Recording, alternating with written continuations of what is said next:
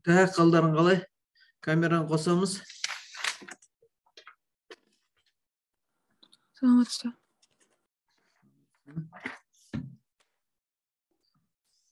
Так, қалғандары қайда жүр?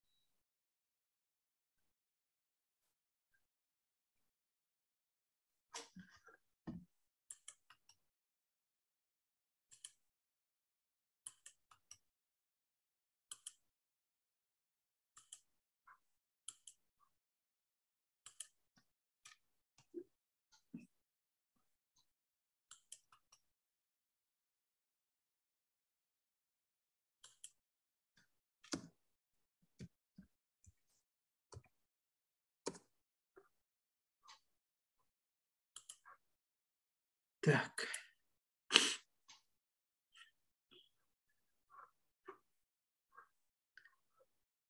Так.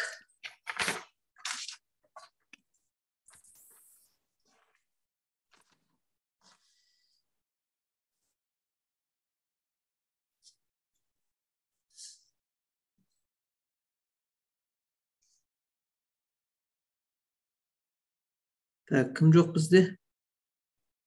Балым жоқ қой ме? Так, барлар мөлдір. Мөлдір ады. Шынар. Бекзат.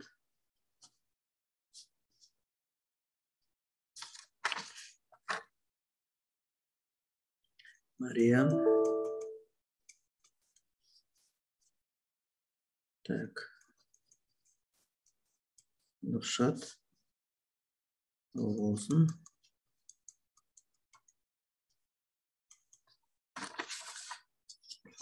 Что-то бүгін азсыңдар ғой.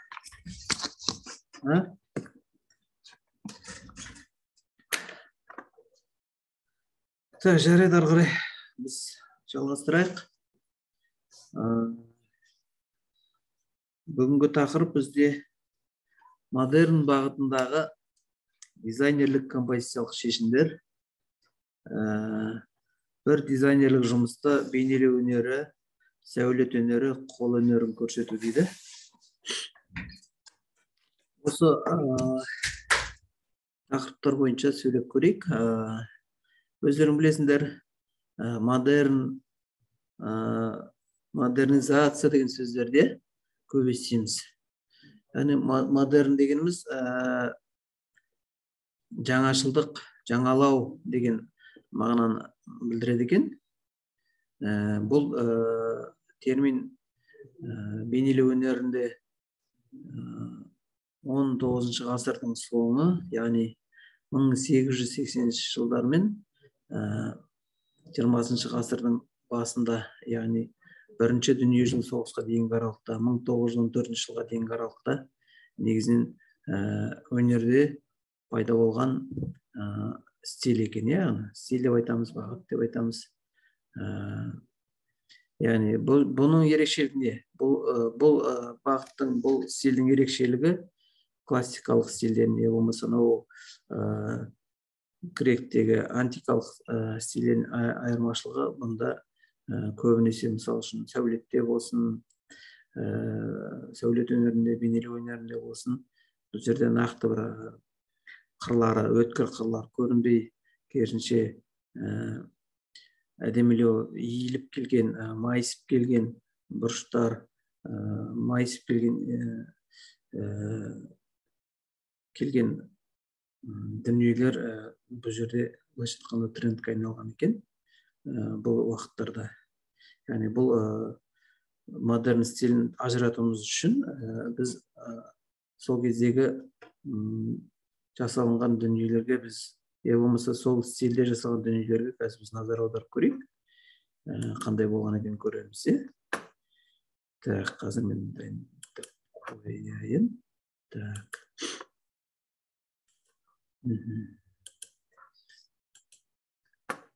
Міне қарап отырсаңыздар, мына интерьердің іші. Сендер көрініп тұр ма? 1, 1, 1, 2. Көрініп тұр. Қарап отырсаңыздар, мына жерде интерьерді көрсетілген. Интерьердің ішінде мынау камин деген пеш бар, камин пеш. Қарасаңдар, қазір көп кездестіреміз, 4 бұрышты болып келген пештердің ауыздары. Мына жерде қарасаңдар, бір жарты ай сияқты дөңгеленіп келген, орындықтардың аяқтарын қарасаңдар да мысалы иіліп келген. Қазіргілер көбінесе қырлы болып келеді, мысалы айтқанда. Мына жерде қарасаңдар, мына бәрі иіліп келген. Нақты бір ұштарын кездестіру қиындау, былай қарасақ отырсаңдар. Орындықтардың өзі. Мына жерде мына арқаның өзін қарап отырсаңдар. Өрнектерінің барлығы сондай екен, Так, келесін қарайық. Мынау баспалдақ. Баспалдақты біз кез келген көп қабатты үйлерде кездестіреміз. Содан кейін виллаларда, яғни 2 қабатты, 3 қабатты жекеменшік үйлерде кездестіреміз. Енді мына қарап отырсаңдар, көрдіңдер ме, мына жанындағы жақтаулар қалай иіліп келген. Сондай бір ерекше немен қойған екен. Мынау джакузи дейді, мынау ванна, туалет тұр екен жақта да айтамыз. Бұл жерде қарасаңдар да мысалы үшін ерекшелігін қарап отырыңдар, қазір өздерінің пікірлерін айтасыңдар.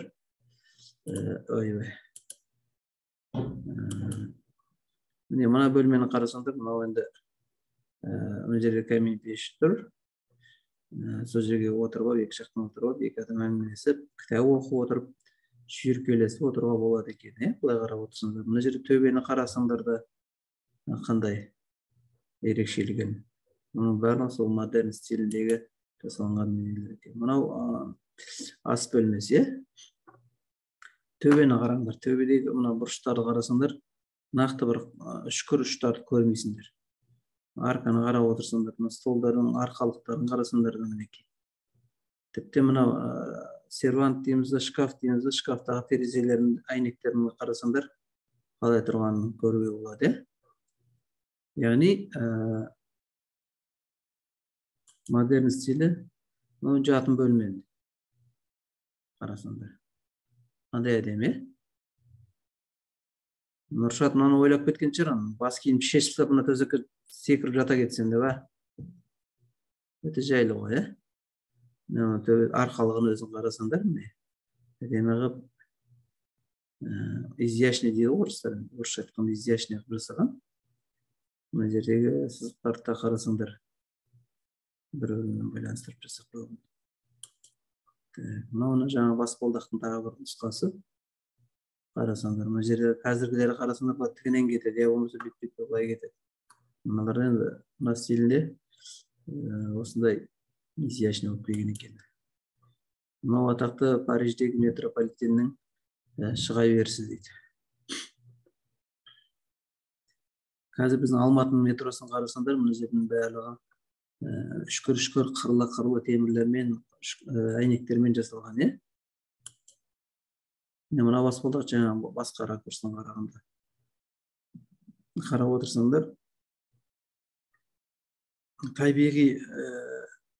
табиғилыққа көбірек жақындай екен. Қарап отыратын болсаңдар. Мына жерде келтіріп қойып, міне. Бұл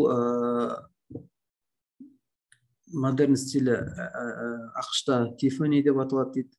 Францияда Арт Нуво деп, Германияда Юген стиль, Австрияда Сесессион, Англияда модерн стайл дейді, Италияда стиль либерти дейді, Испанияда модернизм дейді, Нидерландах новое искусство дейді, жаңа өнер деп, Швейцарияда желевой стиль дейді, Россияда модерн дейді. Қазақстанда да біз айтамыз модерн деп. Яғни осы неде, осы стилде көптеген жұмыстарды біз осы Қазақстанда, оның ішінде Алматы сияқты әрі мегаполистердегі, тіпті облыс орталықтарында да мен қателеспесем бары бірнеше кезінде мынау жасыратын жоқ, совет өкіметі кезінде бірінші басшылар солардың жеке үйлерінде, пәтерлерінде осындай безендірулер болған білеміз. Ал енді қазір еліміз тәуелсіздік алғаннан кейін былайша айтқанда қаражаты бар, қалтасы қалың біздің азаматтарымыз осы стильге тапсырыс беріп келе жатыр деп айтсақ болады. Бұл әрине арзан тұрмайды. Сондықтан да қазір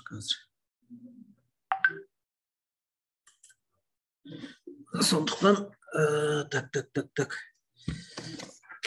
ойды бөліп жүріп жатыр олар. Арзан тұрмайды, сондықтан да жаңа қарап отырсыңдар материалдары бұл модерн стильні пайдаланады. Көбінесе ағаш, табиғи ағаштар. Ол ағаштың да өзі қымбат ағаштары бар, қызыл ағаш дейді, красный дерево дейді, емен дейді, дуб, сол сияқты өте қымбат ағаштардан ойылып жасалады екен. Енді мүмкін сіздердің үйлеріңізде бар шығар, ол жағын білмедім мен. Мөлдір Асқаров айтып отыр, менің үйімде де осындай бар, немене таңғалып отырсыңдар деп. Солай ма, Мөлдір? Олай емес па? Болашақта болады андай болса.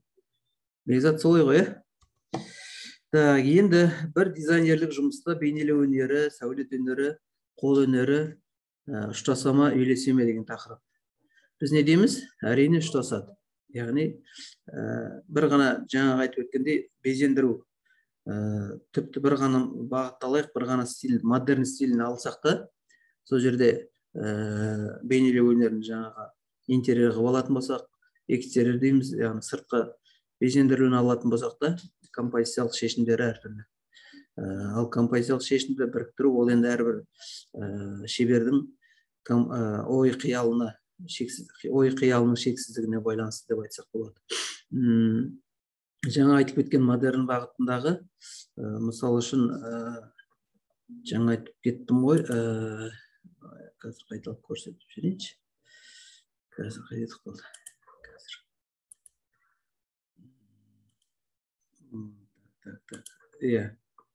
Мысал үшін, мынау үйлердің фасадтары, әшекей фасадтары. Осы жерде, мысал үшін, бір жағына сәулет өнерінің бір деталі деп алсақ болады, бірақ мына детальдің өзі бұл жерде бұл бейнелеу өнерінің горелефі деп айтсақ болады, яғни бейнелеу өнерінің бір түрі, яғни шығыңқы бедерлеме мүсін өнері. Сол сияқты мына жерде де көрініп тұр нақты. Мына жерде де бейнелеу өнері, витраж өнері көрініп тұр. Мына жерде қарасақ кескіндемен көрініп тұр детальдар. Сіздерге көрінбеймін, қарап отырсаңыздар. Әдемілік белгілеп қойған екен.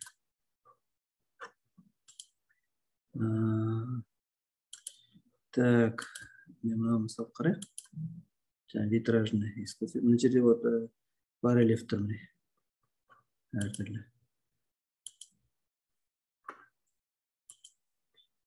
Мына жерде қарасаңдар, бір әдемі қыздың бейнесін келтіріп қойған, барельефқа бедерлеме.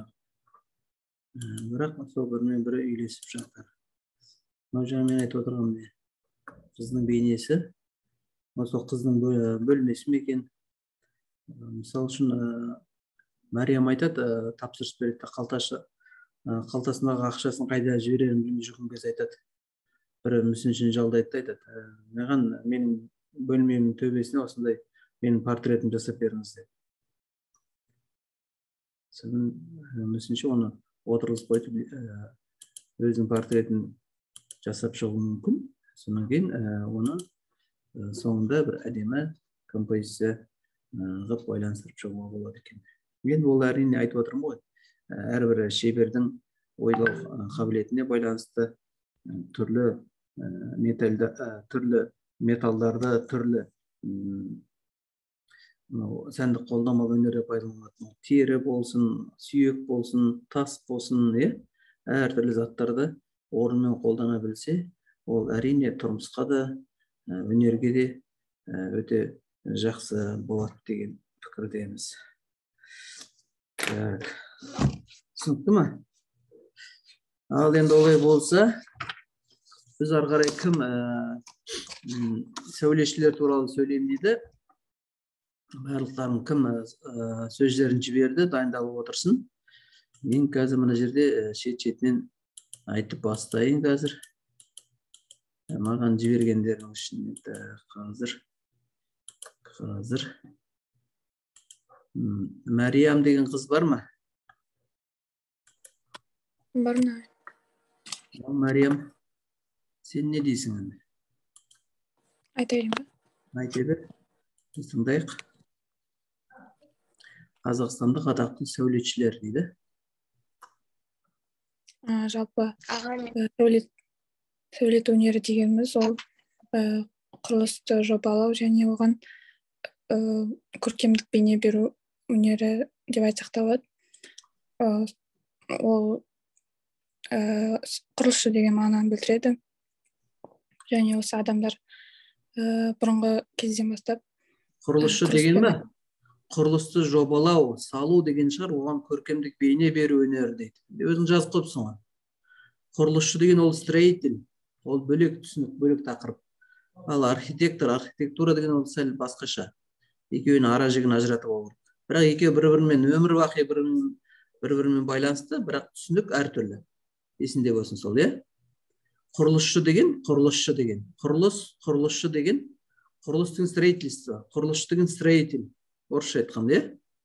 Ал енді архитектор деген сәулетші.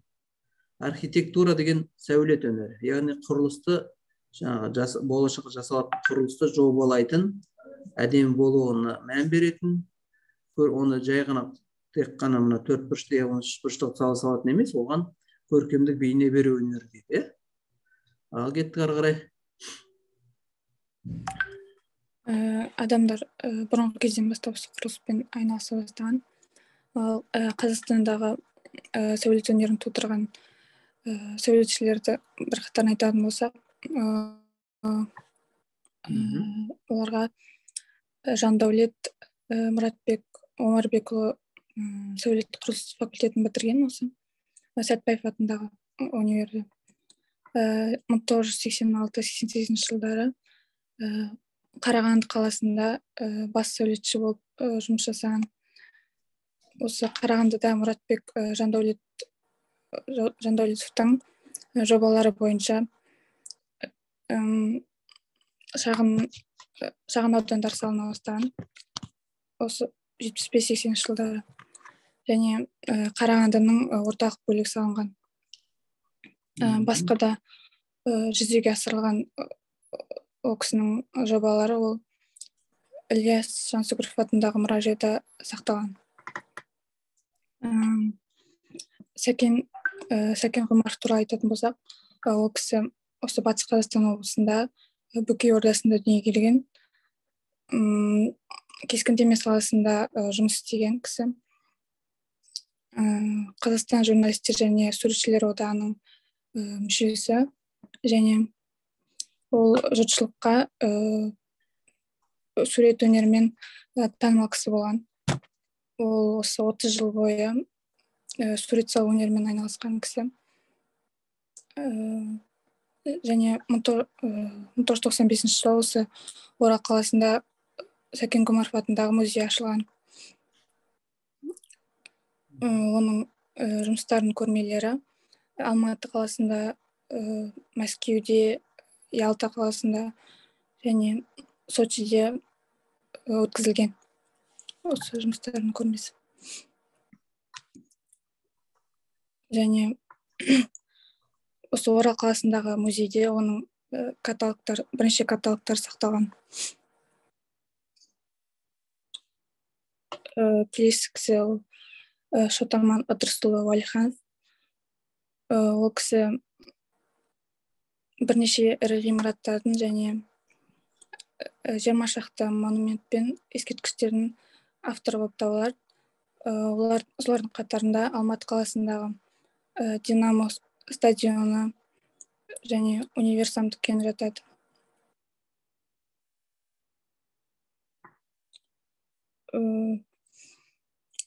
көкшетау қаласындағы Талғат Бигелдиновтың ескерткіші және Нұр-Сұлтан қаласындағы Кенесары Қасымұлының ескерткіштерін жасаған осы кісі.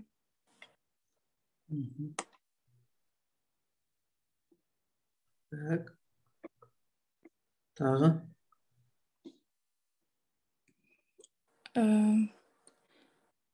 Және сен, Мариям, бұл енді біздікі бейнелеу өнерімен байланысты ғой, сәулет өнері деп отырмыз. Сондықтан мына жерде бәріне тиісті қатысты ұсыныс, базына деп айтсам болады. Сендер енді дизайн болғаннан кейін міндетті түрде оның үстіне журналистикада оқып жатқаннан сендер фактімен сөйлеп үйрену керексіңдер. Яғни мына жерде сендер сәулет өнері туралы айтып жатсыңдар, оның фотоларын қоюларың керек та мына астына. Мысалы үшін Баймырзаев деген архитектор дейсің, оның қандай жұмыстары бар? Бір-екі жұмыстарын қоюың керек. Шот-Аман Ыдырысұлы дейсің, оның да бір-екі жұмыстарын қоюың керек. Мына жерге. Сонда, мысалы Ғұмаров дейсің, Ғұмаровтың да мына жерде қандай жұмыстары бар? Соны көрсетсең, одан сайын әдемі болып шығушы еді. Түсінікті ма? Так, келесі. Келесі бізде сөйлеймін деп отырған, так, келесіміз кім еді бізде? Мөлдір Асқарова дейді. Бар ма?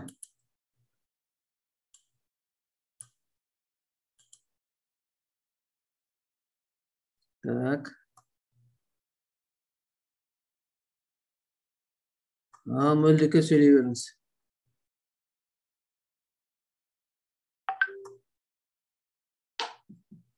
Дауысын естілмей тұр ғой.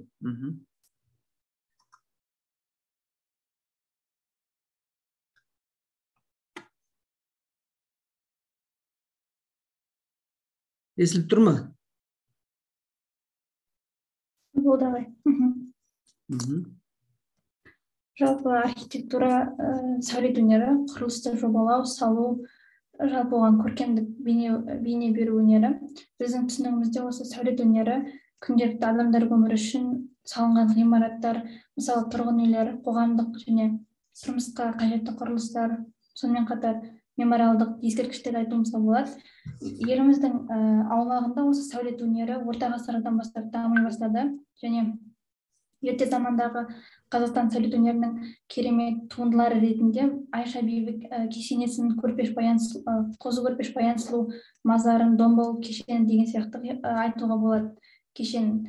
Ал кеңес дәуірінде осы салынған ғимараттар ішінен Алматыдағы Абай атындағы қазақтың мемлекеттік академиялық опера және балет театры ғимаратын, одан бөлек Қазақстан қонақ үйін, республика сарайын және медеу мұз айдын секілді көз тартарлық ғимараттарды айта аламыз. Ал енді осы еліміз тәуелсіздік алып, елордамызды Алматыдан Астанаға көшіргеннен кейін сәулет өнері ерекше қарқынмен дамыды десек те болады. Оған мысал ретінде бас қаламыздың ғана емес, сонымен қатар бүкіл Қазақстанның сәулеттік символына айналған Астана Бәйтерек монументін, одан бөлек Ақорда президент резиденциясын айтуымызға болады, Хан Шатыр ойын-сауық орталығын, Нұр Астана орталық мешітін айтуымызға болады. Енді осы сәулет өнер саласында өз үлестерін қосқан атақты қазақстандық сәулетшілерге тоқталатын болсам, Болат Құспанғалиев ағамыз. Болат Құспанғалиев 1944 жылы 10 тамызда Алматы қаласында дүниеге келген және Ташкент политехникалық институтты бітірген. Сонымен қатар Қазақстан Республикасының құрметті сәулетшісі. Осы Болат Құспанғалиев 2007 жылы Жыл таңдауы ұлттық фестивалі конкурсының Қазақстанның жоғары мектебінің және сәулетінің дамуына қосқан үлесі үшін жеңіске жетіп, алтын адам мүсіншесін иеленген болатын. Және MACB академигі, Хайгуил Астана, сонымен қатар Эйплтаун тұрғын үй кешендерінің авторы болып есептелінеді. Одан бөлек атақты сәулетшілердің бірі Шоқан Матайбеков ағамыз.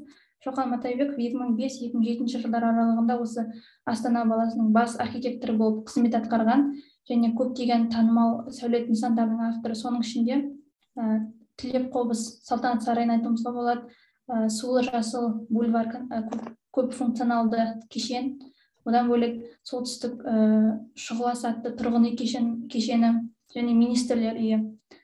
Сонымен қатар осы Астана қаласындағы эталон орталығы кешені мен басқа да құрылыс нысандары осы автордың идеясынан туындаған. Тіпті Шоқан Матайбеков ағамыздың есімі шетелде де танымал екен. Келесі сәулетшіміз Ақмырза Рүстембеков ағамыз, ол ТМД халықаралық сәулетшілер одағының вице-президенті әрі академигі. Рүстембеков ағамыз осы Астана бәйтерек монументінің авторы және Астана бәйтерек нысаны үшін сәулетшіге халықаралық сәулетшілер қауымдастығының байқауында 2002 жылдың үздік құрылыс нысаны аталымында гран-при мен алтын медальға ие болған болатын. Одан бөлек Ақмырза Рүстембеков Алматы қаласындағы Силквей сауда орталығының, сонымен қатар Алматы мен Бішкек қаласындағы көптеген тұрғын үйлердің авторы болып есептелінеді. Болды ма ағай? Сен біреу қуып келетқандай айтып шықтың ғой, жарайды, қалжың ғой. Енді қарап отырсаңдар, мына жерде әртүрлі ғимараттар дүниеге келтірген екен, мына жаңағы кім, Шоқан Матайбековті айттың, мына Ақмырза Рүстембековті айттың, кім еді, Болат Құспанғалиев дедің, тағысын тағылар, Осылардың ішінен қайсысы сенің көңіліңе жақын болды? Қайсысы сәтті шыққан туынды деп ойлайсың, сенің жеке пікірің? Мөлдір? Шоқан Матайбековтың Сулы Жасыл бульвар дейтін ғимараты, сосын мынау да? Осы ма? Жоқ, ол сияқты. Осы Водный зеленый бульвар Астанада. Осы. Иә. Неше қабатты бұл? Білмедім. 33 қабатты.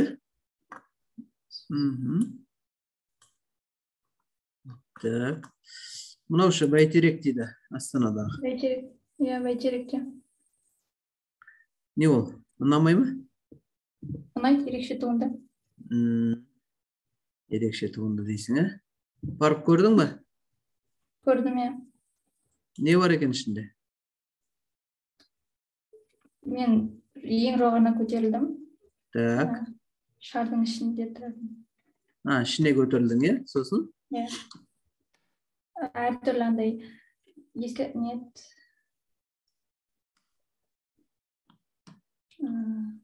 Елбасымыздың қолы, соған қолымды қойып суретке түстім.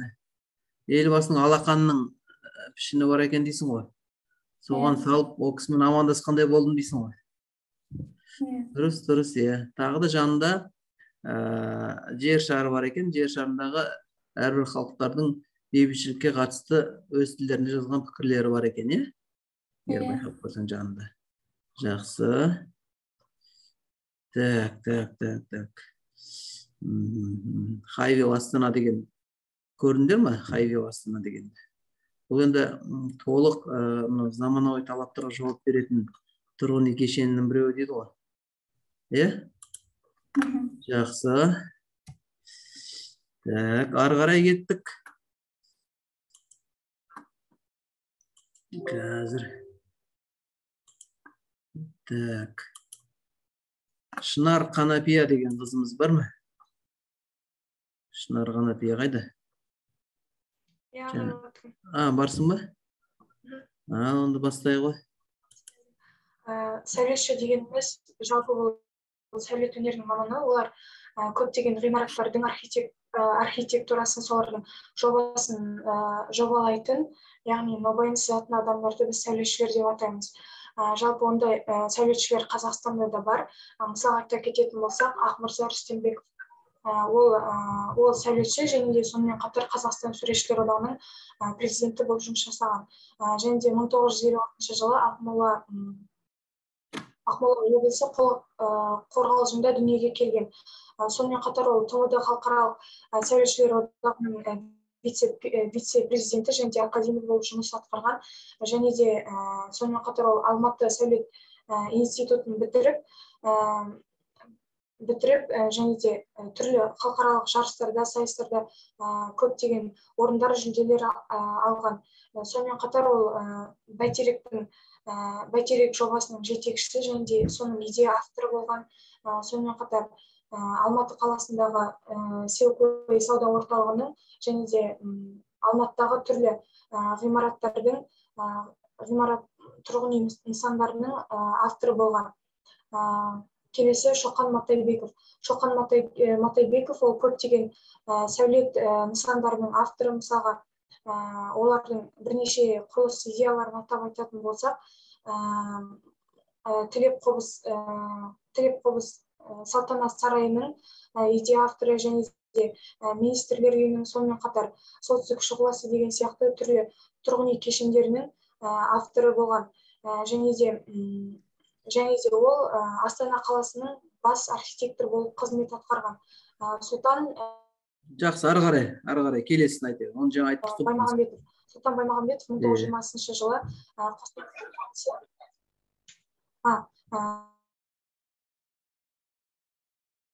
және де Тоқтар Ералиев бұл қазір Нұр-Сұлтан қаласының бас сәулетшісі және де Нұр-Отау орталығы және де Алматы қаласындағы қазіргі Алматы Тауэрс ұялы паркімен және де бизнес орталығының авторы. Сонымен қатар бұл сәулетші ауған соғысына қатысқан жаңағы жауынгерлерге арнап тұрғызылған ескерткіштің жобасының авторы.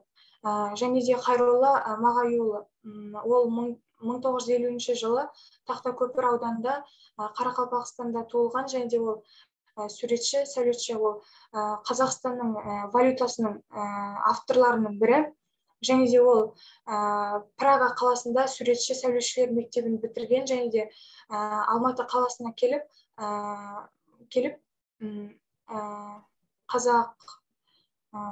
Қазақ құрылыс жоба мемлекеттік жобалау институтында аға архитектор болып жұмыс жасаған, және де оның негізгі жаңағы жұмыстары осы Қазақстанның ұлттық валютасының дизайнының авторы болған. Және де Шот-Аман Ыдырысұлы. Шот-Аман Ыдырысұлы солтүстік Қазақстан облысы Айыртау ауданында Сырымбет ауылында 1932 жылы дүниеге келген. Ол Қазақ КСР-ның еңбек сіңірген сәулетшісі. Жақсы, ары қарай келесін айта бер. Шот-Аман жаңа айтып кеттік қой бірінші. Ары қарай. Келесі Құспанғалиев Болат Орайханұлы. Бұл кісі архитектор және де халықаралық шығыс елдерінің академиясын бітірген, Алматының бас архитекторы болып жұмыс жасаған, және де ол Алматы архитектуралық құрылыс институтының проекторы, сонымен қатар Қазақ бас сәулет құрылыс академиясында да жұмыс істеген. Және де айтып кеттім ғой. Так, мына жерде бұрын айтылмағандар. Мұсылманбеков Болат Аманжол деген туралы айттың ба? Жоқ, айтқан жоқпын. Соны сен айтпадың, көп айтылмай жүрген адамдар да мына. Сол қандай жұмыстары бар екен? Сенде де жаңа бір замечание, көп біраз адамдарды тапқансың ақпараттарын, мәліметтерін, бірақ жаңағындай нелер жоқ, фактілер жоқ та, фотофактілер, фотоайғақтар жоқ та. Соны толтырып жіберсеңдер, жоғары бал алам десеңдер. Жаңа мен кімге? Мариямға айттым, саған айтып жатырмын, е? Жақсы ма, Шынар? Аха. Так. Келесі бізде кім қалыпты екен? Так. Мөлдір Сапарбек деген бар ма? Мөлдір Сапарбек бағана жұмысын жіберіпті де өзі жоқ па? Бұл болсын, сендер жіберіп едіңдер? Ақбота?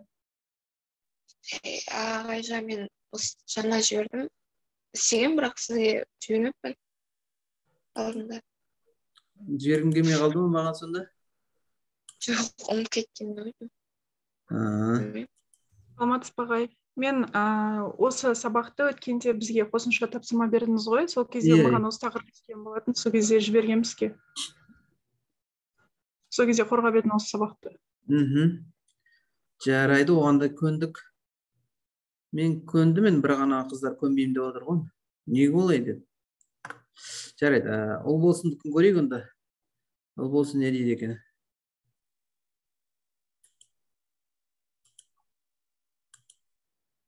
Так.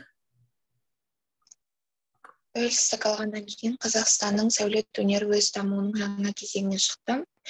Ал Астанадан Алматыға көшу бүкіл әлем сәулетшілеріне өздерінің қиял-ғажайып қиялдарын қағаз жүзінде ғана емес, сонымен қатар жүзеге асыру мүмкіндігін үшін бәсекелестікке мүмкіндік берді. Осылайша олардың есімін ғасырлар бойы тарихта қалдырды. Көптеген нағыз бірегей құрылымдар отандық мамандардың еңбегі. Ал Қазақстанда олар көп болды. Қазақстандық сәулетшілер өз отанынан тыс жерлерде де танымал. Олардың ішінде Сағындық Жанболатовты айтуға болады. Ол 5 жыл бойы Астананың бас дизайнер болып қызмет атқарды. Ол бұрында Қазақ ұлттық музыка академиясы деп аталған қазіргі Қазақ ұлттық өнер университетінің және Хазірет Сұлтан мешітінің авторы болып саналады. Қазақ ұлттық өнер университетінің ол ақ қара пернелерді ауыспалы фортепиано түрінде жасады. Ол көзге ерекше болып көзге түсті. Ал Хазірет Сұлтан мешіті ол ислам үлгісінде тек қазақтың дәстүрлі ою өрнектерін қосу арқылы жасады. Ғимараттың ауданы 17.000 шаршы метрден асса, мешіттің аумағы 11 гектарды құрайды. Төлеген Әбділданы айтуға болады. Тағы осы қазақтың сәулетшілерінің бірі деп, оның негізгі сәулет көрінісі ол Астанада салынған цирк болып табылады. Ұшатын тәрелке түрінде ерекше құрылым елорда тұрғындарын ғана емес, оның қонақтарын да таңғалдырды. Онда 2000 орынға есептелген цирк заңды түрде қаланың көрнекті орны болып саналды. Сондай-ақ Төлеген Әбділда Астанадағы мемлекеттік ғимараттар кешенінің Уәлихановтар үйі жамағатының мешіті мен Алматыдағы метро ойын-сауық орталығының авторы және бірлескен авторы болып саналады. Серік Рүстембековті айтуға болады. Ол Астананың сәулеттік бейнесін жасауға орасан зор үлес қосты. Оған жаңа алаң, Есіл өзенінің жағалауындағы аквапарк, Самал тұрғын үй кешені, Еуропа Палас мейрамханасы дәлел бола алады. Серік Рүстембеков сонымен қатар Алматы, Семей, Павлодар, Астана, Көкшетау және тағы басқа қалалардың орталық базарлар, әмбебап дүкендер, мешіттер жобаларының авторы болып саналады.